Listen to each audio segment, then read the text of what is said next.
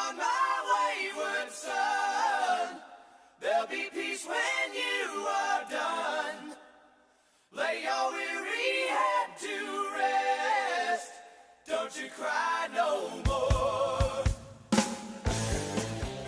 So the next subject that we're going to is the Assassin's Creed movie has finished filming and is now in the post-production stuff.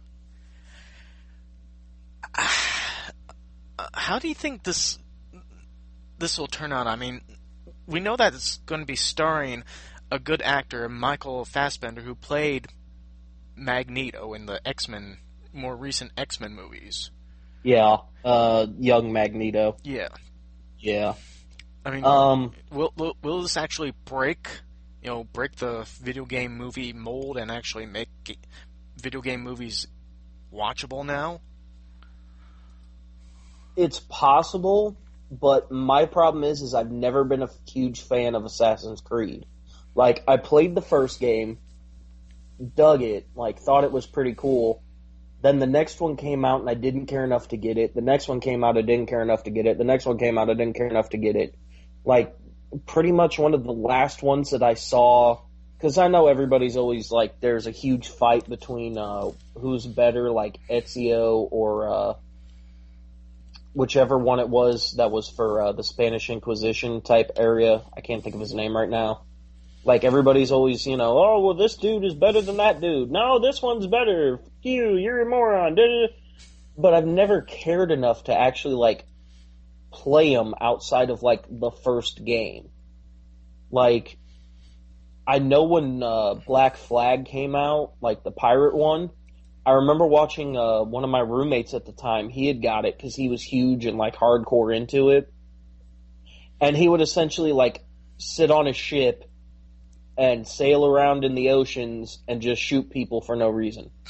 Like, literally, if you were a boat in the middle of the ocean, he'd be like, "This is my ocean, you get out of it," and just start blowing people out of the water for no reason. And I was like, well, if you have to find a way to create a game inside of a game, that means one of two things has happened. Either one, the game sucks and is boring and is not worth your damn time to play it, or you've played this game so many times that you have to create your own variant of the game because you love it so much but you can't find another way to play it.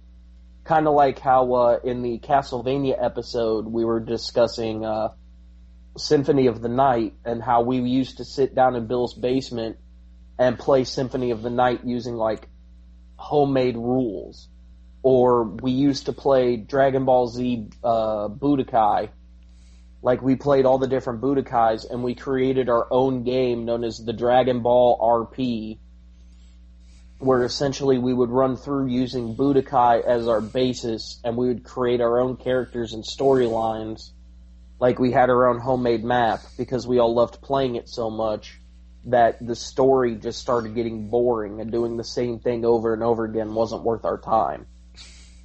So, like I said, if you found a way to do something cool inside of a game, like use the game to make another game, that either means you love it or you hate it.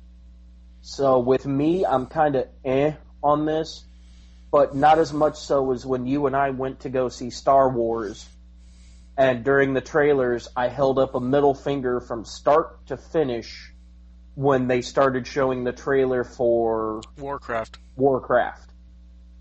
Like, instantly, because it's like black screen, and then there's people talking, and then it opens up, and as soon as I saw the freaking orcs, I was like, nope, done with this, don't care. I understand that Warcraft is a completely separate monster from World of Warcraft, and World of Warcraft only came to be because of Warcraft, but, yeah, I'm done with this story, I don't care about it. But with this article, it's like, they finished filming. It's now in post-production and is still set to release on December 21st of this year. And technically, them saying that they finished filming, that's got to be a good thing. Well, the fact that they're done filming at least means that they've gotten all the shots that they need. The only thing that would end up coming down, because of course that could just be that they're done with principal photography. They could still do for any- pickups and stuff. Yeah, exactly. There could still be pickups. They could go through and realize that they messed up a portion of the story, so they need to come back in and do reshoots.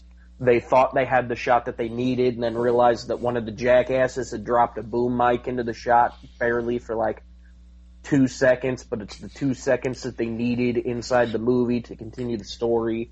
So they got to go back and reshoot it and hope that they still have the exact same weather conditions as the day that they did it.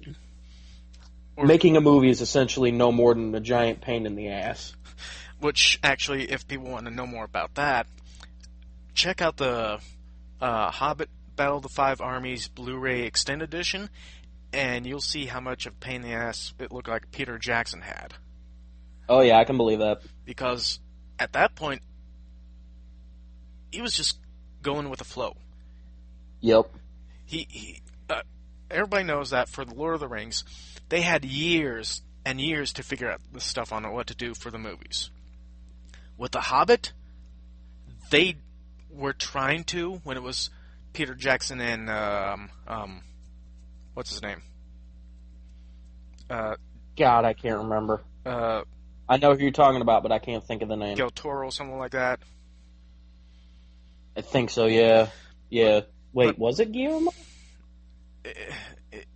I forgot how you pronounce his full name, but the guy who was going to work I don't think it actually was Guillermo del Toro, though. Yeah, it was. You're wrong. Was it? Yeah. Okay. Then, yeah, I was thinking of somebody different, so yeah, you win. It was supposed to be him and Peter Jackson working on this movie, but then when he dropped out, it just became all on Peter Jackson.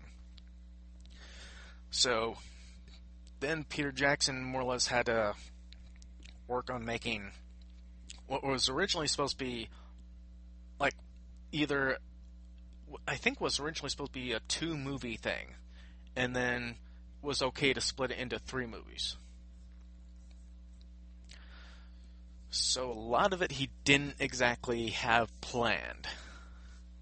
Oh, I can believe that.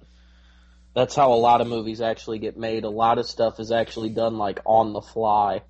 Like, what was it? I was listening to an interview with somebody.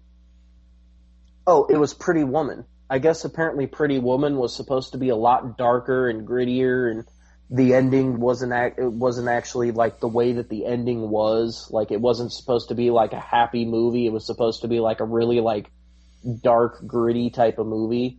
But the director would literally like constantly be rolling the camera, even when people didn't know it. And a lot of the stuff was actually like ad-libbed, like just sitting around BSing between the actors. And he was like, well, I think we got it. Like the scene where Richard Gere actually like slams the box down on what's her name's hand. I don't know why I can't think of her name right now. Julia Roberts. Yeah, he closes that box down on her hand, and she kind of starts laughing, and like literally, if you pay attention to it, she looks like right past the camera at the director, being like, "Oh, did you see what he did there? He just slammed the box on my hand. Isn't that funny?" Like, literally, that wasn't even supposed to be in the movie. That would have been, like, outtakes. But the director literally made his own movie, just kind of recording stuff. Like, took the basic premise and made his own shit. That stuff actually happens all the time.